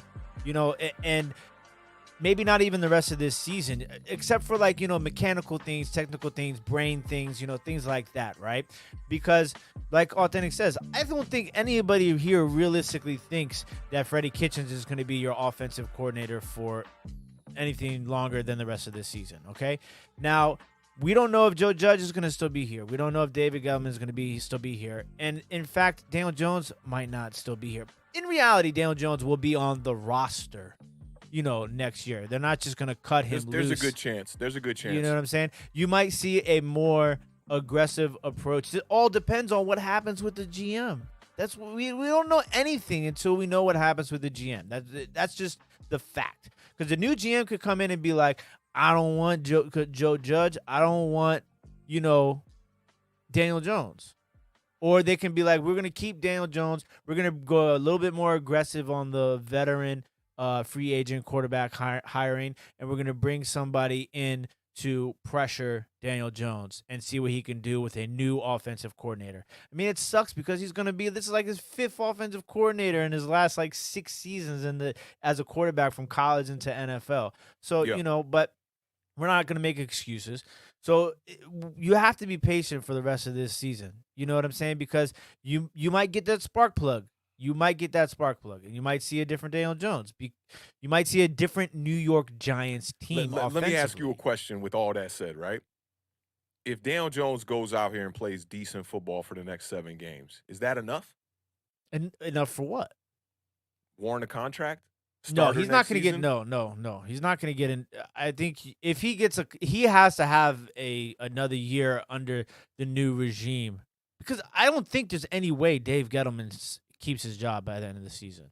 Yeah, I don't And think then so either. I think he's out of here. I mean, and I think he'll be first to go. Then and it will probably be immediate after the season. And then what will happen is they'll do a general manager search. I'm assuming that they're already in the process of doing a general manager search to a certain extent right now.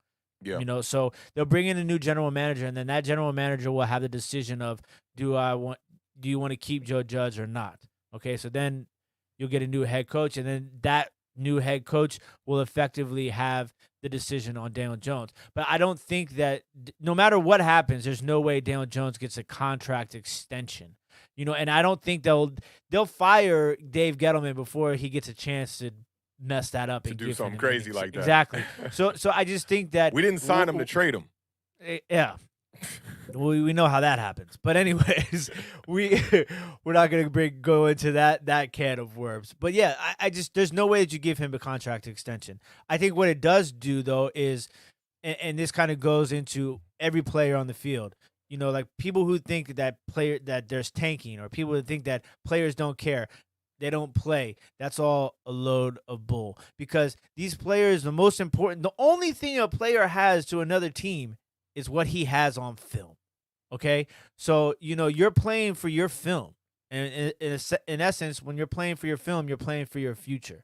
So that's what's going to be most important. And Daniel Jones is going to want to put something on film for the new regime, but you can't give him a contract. You just can't, because financially, business-wise, the structure of the team from top to bottom, it just doesn't make sense.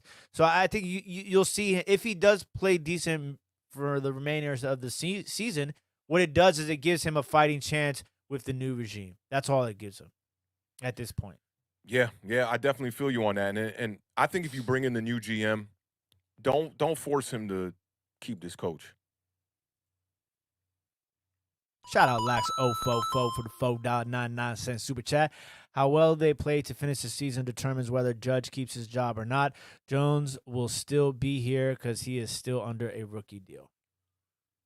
Yeah, so he'll be in the last year of that rookie deal with the 5th-year extension, I think. Man, we are in hell right now, bro. We are literally in hell right now. I've been there. Like, what's really interesting is, like, by the end of this season, right? Like, we could probably make, like, not a full length, but, like, not a short film, but a nice little film of, like, the franchise is in the NFC East from when we first started this thing 3 years ago to the end of this year. And it's kind of definitely make a full length film. Just to think about where Cookie Monster. I was gonna pull this up earlier too. He said he's in New York right now and he's broke, but he needs you to give him a $9.99.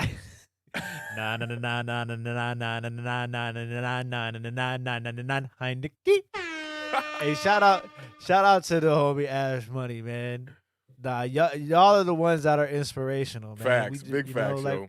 We do this for you guys, man. It's just that's a good question, Kid Blue.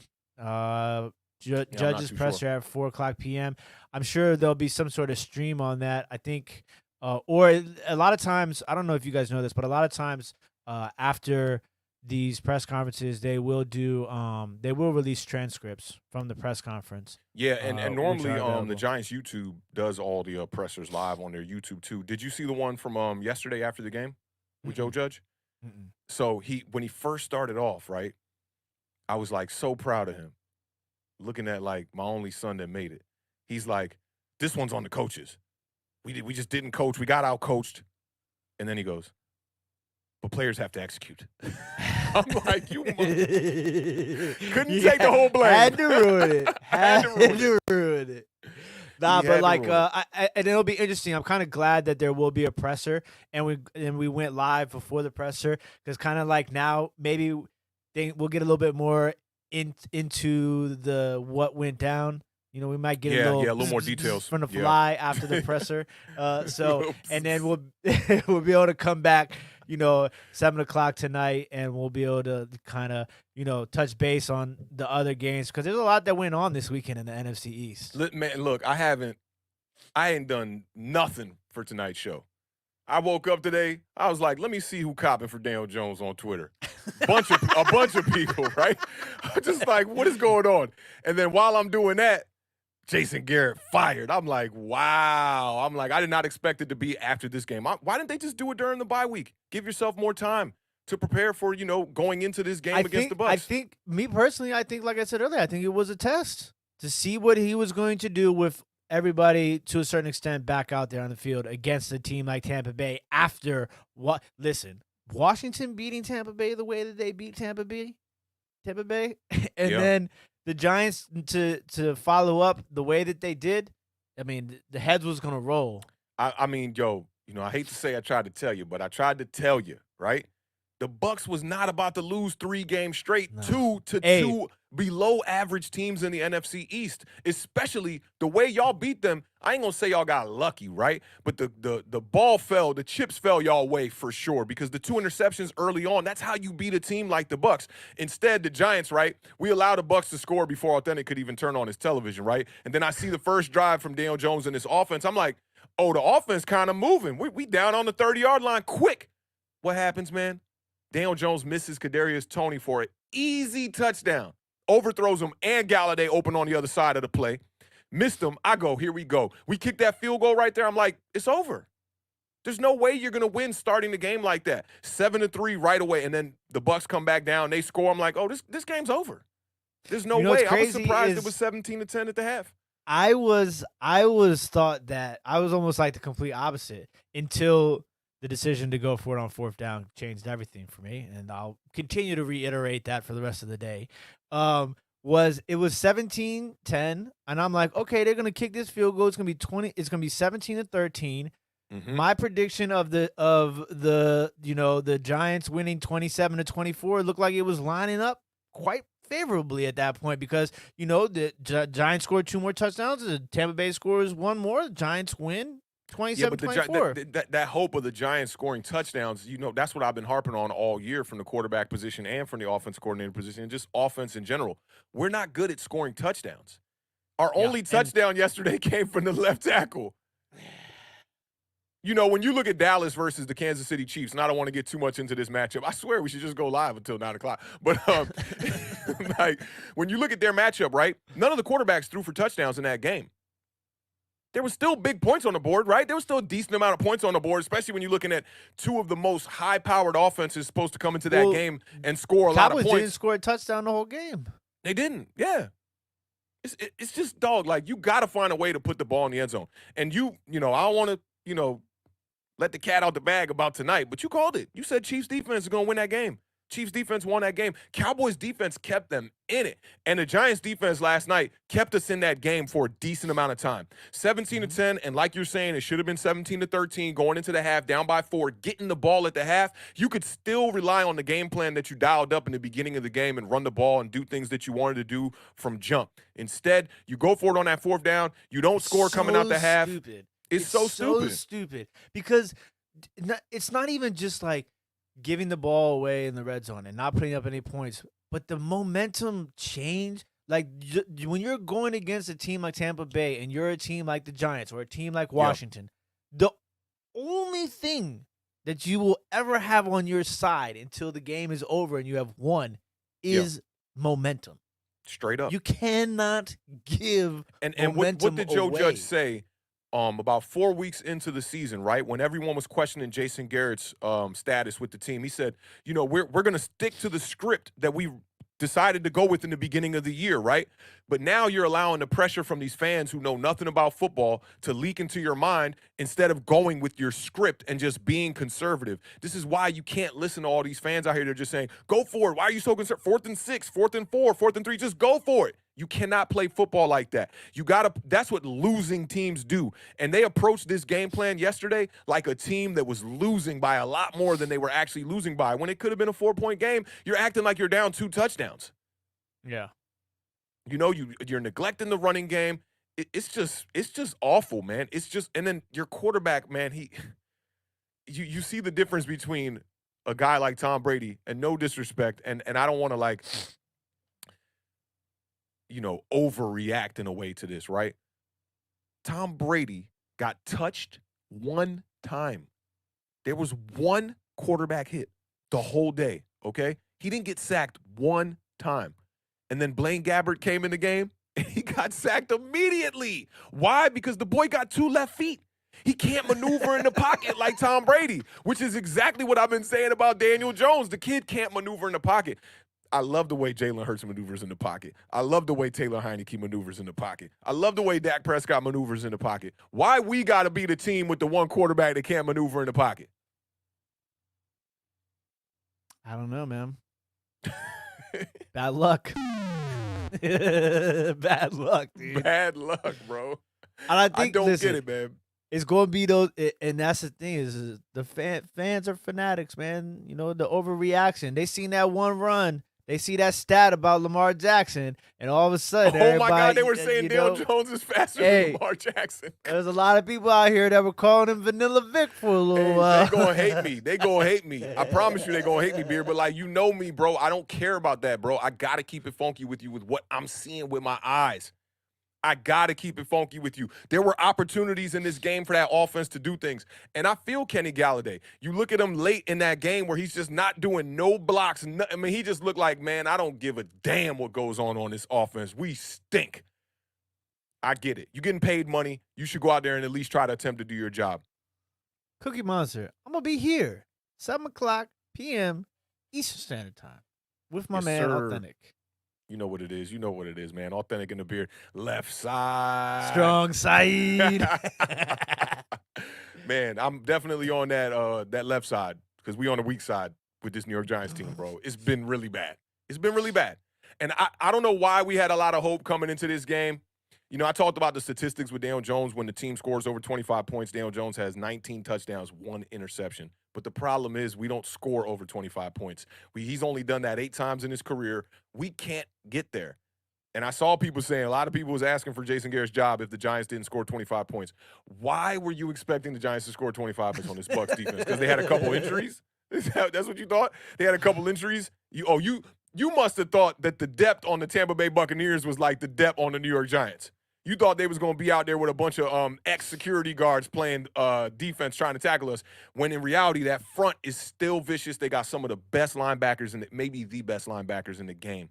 That man Devin White is just different. Just different. Game of the year for him, man.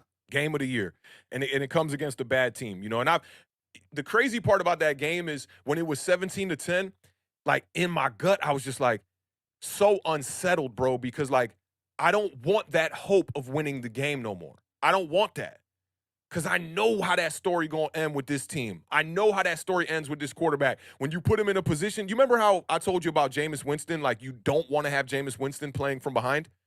He's an awful quarterback once he gets down. But when you got him playing from ahead and you got that running game clicking for him, he can look like an average quarterback. He can look like, not even average, he can look like an above average quarterback, which is exactly the case for Daniel Jones. You get that running game going for him. One of his highest passer ratings on the year came against the Raiders. He was 15 of 20 for 111 yards with over 100 passer rating. That's the kind of game plan you got to dial up for a quarterback like that, because he is not going to go above and beyond. He's not going to do it. And then you got a conservative coach in Jason Garrett who doesn't have the personnel that fits the style of offense that he's trying to call out there. If he had a running back out there who could bruise and be a part of the Danny Brown bruiser brigade, you might be able to get some yards and you might be able to see some success in this offense. When Devontae Booker was having success running the ball, we competed with a decent team in the Raiders. But that don't work for Jason Garrett. He not going to be able to have these flashy Ferraris out there and be able to find ways to scheme it up for them. So it's just a personnel mismatch with a coach who is dated. His system's dated. But that doesn't mean that you can't win with a dated system. But his system's not going to work here in New York. Not with these players. It's just not going to work. Saquon Barkley needs a Sean Payton, a Sean McVay, a Kyle Shanahan. He needs that because he's not the kind of running back that you're going to just run between the tackles all day and see success with that. And Pat Shurmur is a little bit better at that than Jason Garrett is, for sure. I wouldn't even call it creative because it's not that. It's not creative. It's just different, and it plays to the personnel that you have on the field. Pat Shurmur's the kind of guy. Give us. You know what we should do? We should trade our offense for the Denver Broncos offense. Keep our quarterback. We'll keep our quarterback, right? But give us day running backs. Give us Melvin Gordon with the fumbles and all. I don't care. Give us who's the backup over there? Javonte Williams. Javonte Williams, not Jamal Williams. That's Detroit. Javonte Williams, because he run tough. Melvin Gordon run tough. They would work better in a Jason Garrett system and Joe Judge philosophy. Let's not forget about that too. But with what we trying to do here and be this whole, we're going to go out there and get vertical pieces and try to implement them in a very simplistic offensive scheme is not going to work. No, it's not going to work. We talk about this all the time, man. These coaches, sometimes they be trying to put square pegs into circle holes. Yeah. You know what I'm saying? Like, for sure. They're so fixated on what's crazy their about way. that saying? I see a lot of people who because we were talking, the Jason Garrett and Joe Judge were talking about that at the beginning of the year. Everybody butchers that saying, square pegs into round holes or whatever. No one knows what it really is, but we all know what it means. Yeah. We all know what it means. Like, you're literally like, I was going to make For a second, I thought you were going to say you're the only one I've ever heard say that right, Beard. Because you said circle. You said, what'd you say? I said square pegs in the circle holes. In the circle holes, yeah, man. You know, when I had my first sexual experience, I was thinking about that too. You know, like where do I place this, right? How do I place this in the right position? And the Giants seem to be right there with this offense. We cannot figure it out. Week in and week out, and you do have to be able to adjust in this league. You got to be able to find ways to have different game plans against different teams. And I liked what I saw from Jason Garrett when he tried to roll out Daniel Jones against what was that? Oh, against the Chiefs. You know, he realized, okay, we're not getting the time we need in the pocket, so let's roll out, our quarterback to try to buy him a little bit more time. Nope. Can you fit circle pegs into square holes? I think you can. Nah. Yeah, you can. It depends on how big the circle is and how big the square is. Exactly. If it's a small circle and a big square, you good to go. But you get that small square and a big circle, you're going to have a little bit Kevin of trouble. the PRF's got a question here, or maybe that wasn't it. This was it. You calling Barkley a high-end third down back. 1,000%, man. In this day and age, to be a hybrid back and be the sole back in the system is very difficult. CMC sees a little bit of success doing it, but he gets hurt a lot doing it as well, too. Outside of CMC, is there anybody else that's a hybrid running back in the NFL? Kamara. Yeah, Kamara. And you see how they went out there and they got Mark Ingram as well. Yeah. Oh, I mean, listen, that to this day, that has probably been the best point that you have made the entire in 3 seasons of football. And we need to be using him like Alvin Kamara. And look, here's why he's not a hybrid running back, though. Here's why he's not a successful hybrid running back. Because he's not the guy that you get the 1,000 yards with. And that's the benchmark for a running back in the NFL. And Alvin Kamara has never had 1,000 yards in a season ever. So we can't say that. We can't say that he's seeing success. That's why I kind of did one of those. Because, like... Maybe an Austin Eckler? Yeah, Austin Eckler. But he's also always hurt. Yeah, and he be running people over. I saw somebody earlier in the chat compare. Who is the guy? Who is that guy now? Who I've been saying was going to be that guy? Who has been proving me right now? Who is in the conversation for most valuable player in the National Football League? Oh, Jonathan Taylor. Jonathan Taylor. I don't look at him as a hybrid running back, though. But he is. I don't look at him as a hybrid running back. I look at him as a power back who can catch. Are we going to call Ezekiel Elliott a hybrid running back because he's because wait, let me give you another one. Is Leonard Fournette a hybrid running back? Hell no. But he catches passes out of the backfield crazy. He's not a hybrid running back. He was not for a long time, but he's kind of molding into that now in this offense because he's catching more balls now than he has ever in his career. Yeah.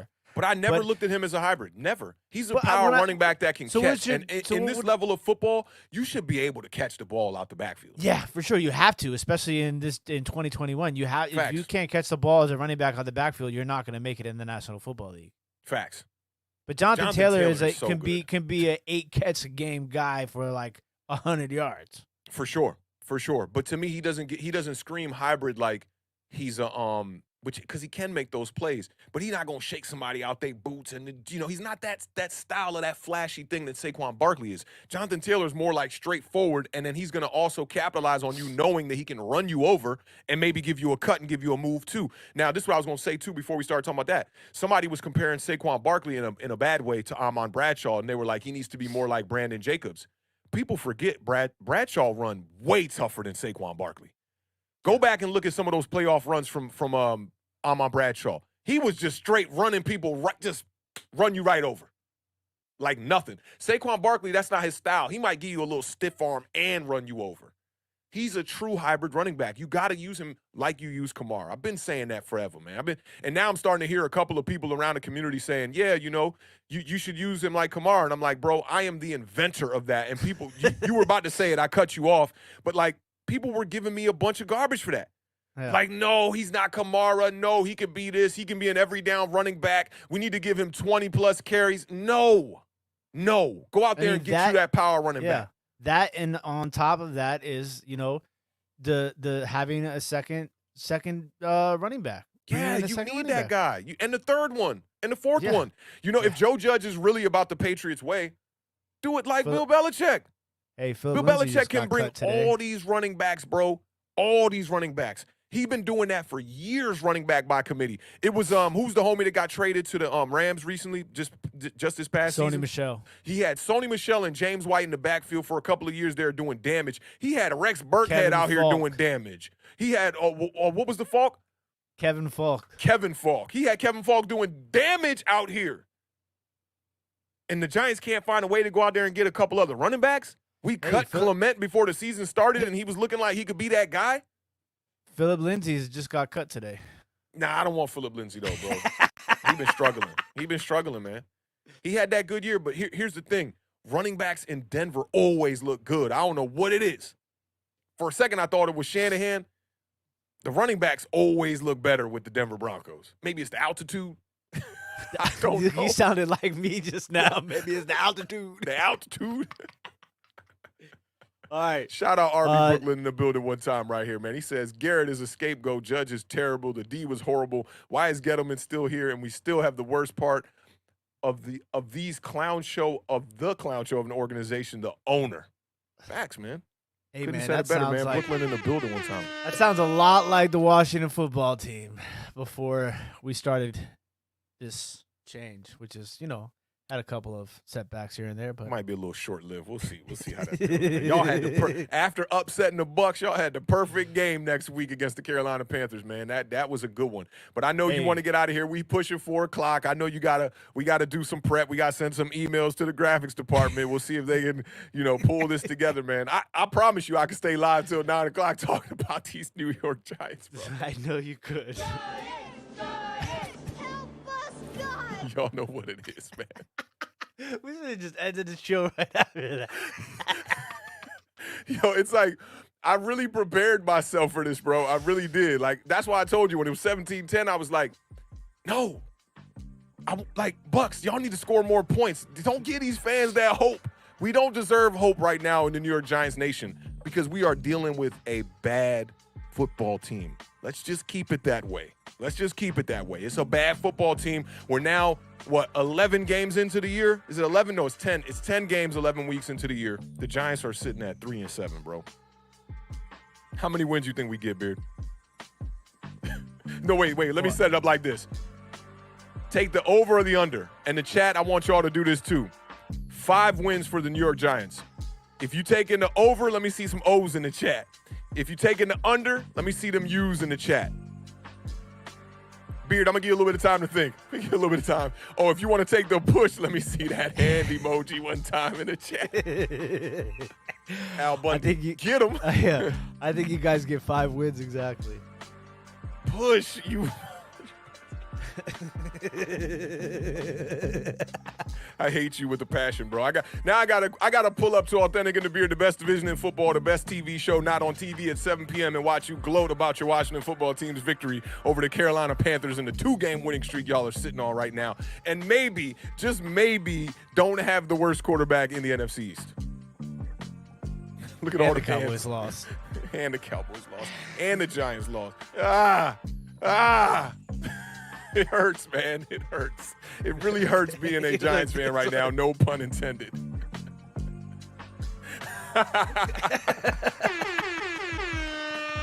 Hey, shout out Kevin one time in the building, man. This was really fun chopping it up with y'all, man. Oh, my homie says, oh, let me take a crack at this one.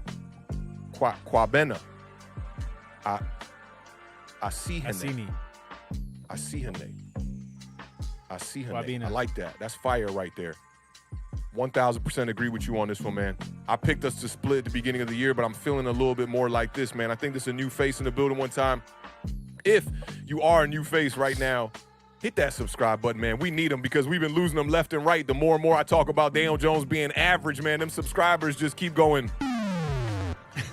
But I'm authentic, bro. I can't do nothing but keep it 100, man. We not going to be optimistic. We're not going to be pessimistic, but we're going to keep it authentic and be realistic. We've been saying that since the beginning of the 2021 season, man. We appreciate all of y'all pulling up today, man. Before we get up out of here, we're going to get to this super chat, and I need to see them biceps in the chat one time, man. I need to see them biceps in the chat one time. Giants Nation definitely showed out one time for this Jason Garrett is fired special edition breaking news stream that we just had to do. We just had to do it before our 7 o'clock show tonight. Make sure y'all pull up tonight, 7 p.m. Eastern Standard Time sharp. We're going to be talking about all 40 NFC East matchups and breaking down what's to come for the New York Giants and the Washington football team. Y'all know what it is, man. Left side. Strong side. Big shout out to RB Brooklyn for the $4.99 super chat. Says Daniel Jones looks broken. He's not fixable. Looks shell shock. Reminds me of Carr in Houston. Ooh, let's give that Bears pick for Watson. Ooh, that's a good one. Patrick Ramsey. Remember when I was talking about Patrick Ramsey and Daniel Jones? You did. I'm gonna get Hurt my soul right now, dog. Oh, I do. You're hurting my soul right now. That's a good point that he brought up, though, about David Carr, because David Carr was the #1 draft pick, right? Yep. He was a good quarterback, but he was just in a terrible situation, taking way too many sacks, and he was the kind of quarterback that I actually think had a similar skill set to Daniel Jones. Semi-mobile. I wouldn't call him mobile. Semi-mobile. And just took too many hits at the quarterback position and never got a second opportunity. Where did he go after the Texans? I don't think he even got that. To be 100% honest with you, I don't remember. I'm sure he got a backup role at somewhere for like a year or two. Maybe like Chicago or something like that. That's interesting. Practice squad, I don't remember him for no other teams. Okay, he went. Giants? How could I forget? He went to Carolina for a year and then finished out with the Giants in San Francisco, then came back and retired as a Giant. Played in 2 games, went 2 of 3 for 19 yards. Golly. Wow. Are we looking at the second coming of David Carr and Daniel Jones, man? I hope not, but I do think time is running out for the kid, man. The Giants got to make a move. I think we're in the QB market heading into 2022 season. We've wasted a lot of time. We gonna see. We definitely gonna see, man. He backed up Eli. I'm back to Giants fan. How could I forget? Man? He backed up my man Eli. Spike don't care. All right, man, that's going to do it for Authentic in the Beard special edition breaking news. Jason Garrett now out of New York. We're looking at Freddie Kitchens coming in to call the plays. Y'all know what it is, man. Pull up at 7 p.m. We're going to be chopping it up, talking more NFC East football, the best division in football, man. Until then, y'all got about 3 hours to raise that bar and live those dreams, man. We're going to see y'all at 7 o'clock p.m. Eastern Standard Time. Shop. See y'all soon. Peace. Willie Bean.